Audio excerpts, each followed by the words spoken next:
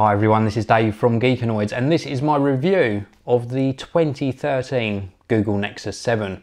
Now, a quick bit of information for you about how long I've been using this device. I've been using the Nexus 7 for a week now, and I think I've used it for a long enough period to give you a really good idea of how I feel about the Nexus 7. This isn't necessarily how everyone will feel, but these are my impressions of how it's been performing and working for me, and whether it's a device worth spending your money on. And this is coming from somebody who uses primarily Apple devices, and I do also own a 4th generation iPad. I also have used and reviewed the iPad mini, which this is going to be compared to naturally, even though the iPad mini does cost a lot more. So let's just get the sort of negative things, the things I didn't like about this too much.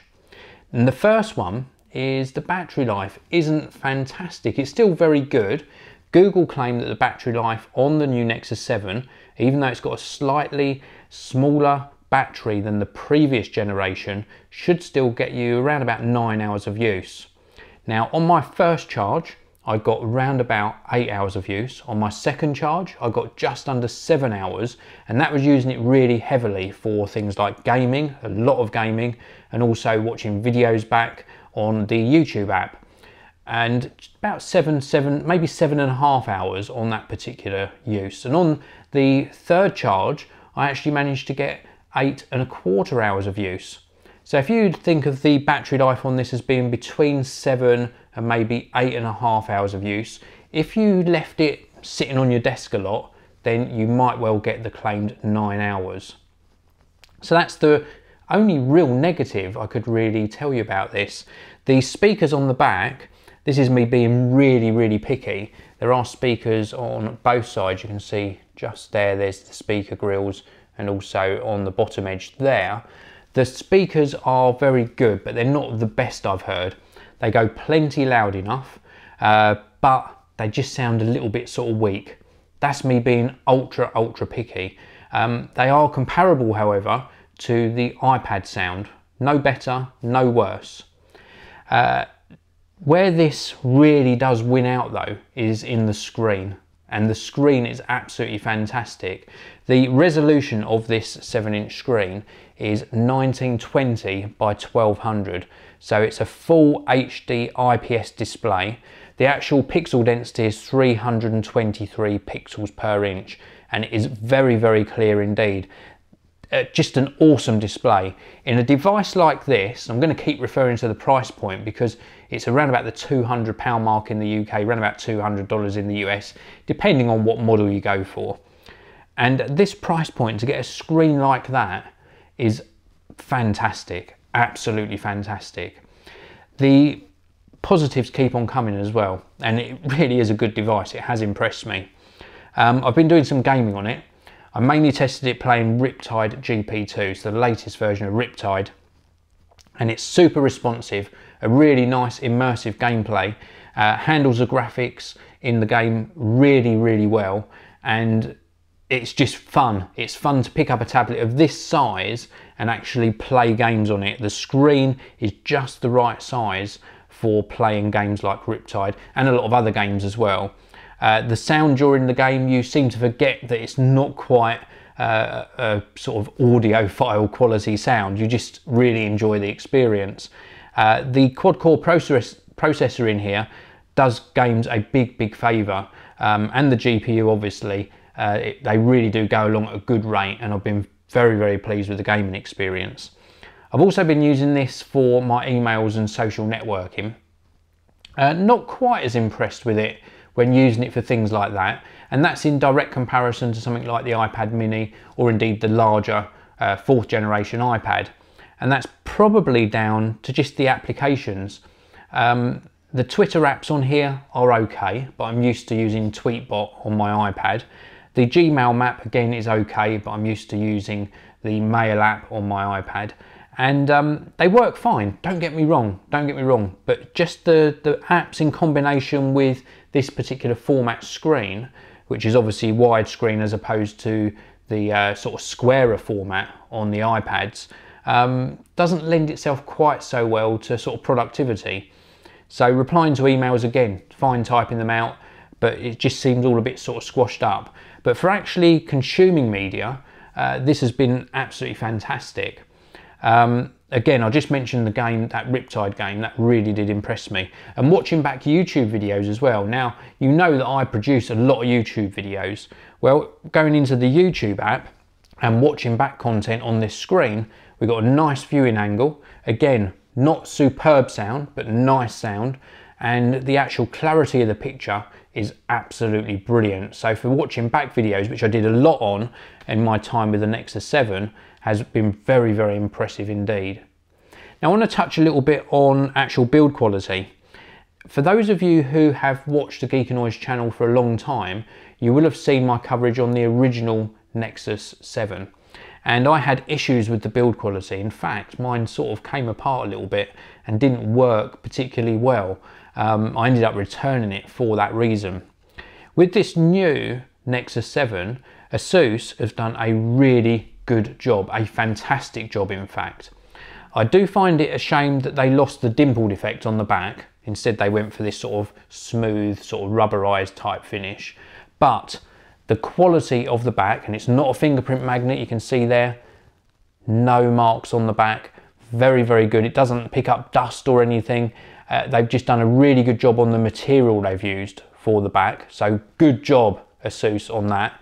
And then on the side, the volume rocker button, the power on off button, the nice sort of beveling to the side as well, the quality of the glass, just everything, all of the seams, where things join. Let me just give you a little close up of that.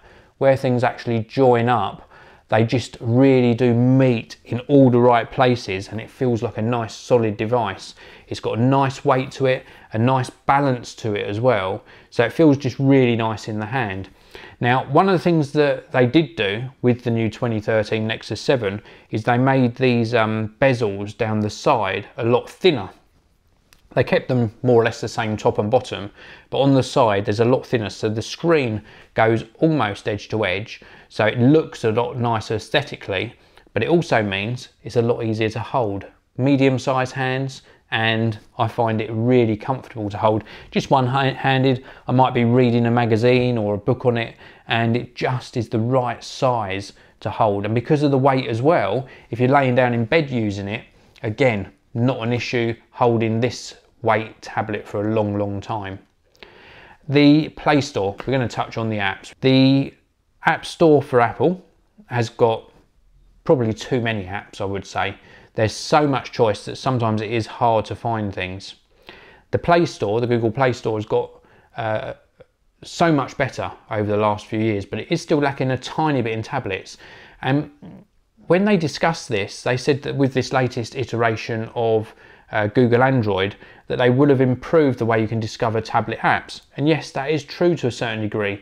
They have done this tablet section within the Play Store, but it still doesn't make discovery very easy. And when you're searching for an app, you might find one that takes your fancy, but it's down to the developer to tell you in their description and with their screenshots if it works well on a tablet, or if in fact it even supports tablet use. So I think it's partly the fault of the developer. They really do need to really shout at you that this is a tablet optimized app, and that would make things a lot easier for app discovery. But that said, all of the apps I've been using, sort of flicking in and out of apps, and the things that I use, I've got like Dropbox on here, 1Password, plenty of apps that I use, and things like Tweetcaster as well, all optimized for use on a tablet. So it's not all bad, it's just hard to find some that work really well on this particular size screen. Something I really do like, and I wish that Apple would actually implement in their iPads, is the fact that the actual UI and home screen rotates really nicely, and all of the widgets rotate as well. And on the iPad, we're just stuck with the icons.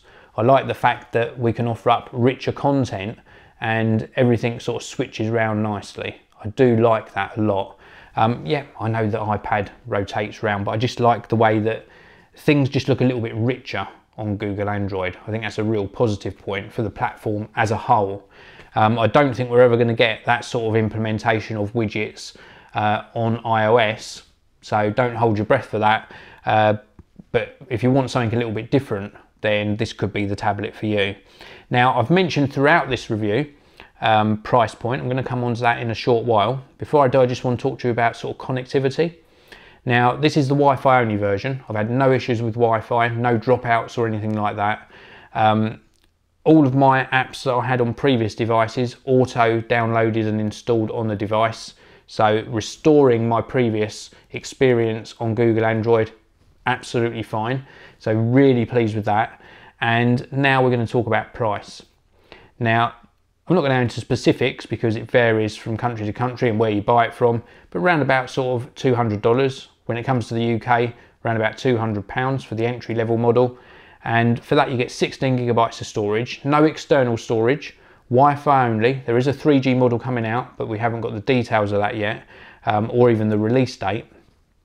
And for that price, this fits into so many categories. First of all, it fits into the category of a superb first tablet. So if this is going to be your first experience of a tablet-based computer, then or entertainment device, then fantastic. Definitely choose the new Google Nexus 7. If you're buying something for your children and you don't want to spend iPad money, Nexus 7 every single time. And if you're commuting to work and you want something lighter than an iPad and with a better screen, because this is a lot higher resolution than an iPad mini, then buy the Nexus 7. If you don't like Google Android, then the iPad mini is your only choice if you want a small tablet to really get away from Google Android. I would not buy an iPad mini until they update the screen to a Retina display, to a higher resolution display. And then it will compete with this, not on price, but on features. You're going to spend a lot more money if you're buying the Apple alternative to this sort of tablet. Now, there are a lot of manufacturers making smaller tablets on Google Android, and they're well worth checking out, but by far this one exceeds them all on specification and performance, and I've really enjoyed it. This is a fantastic device, and Google, in partnership with Asus, have done a fantastic job. So thanks very much for watching this review. If you've got any questions about the Google Nexus 7, please do leave them in the comments section below. Please do hit like, please subscribe, and I'll see you all in the next one.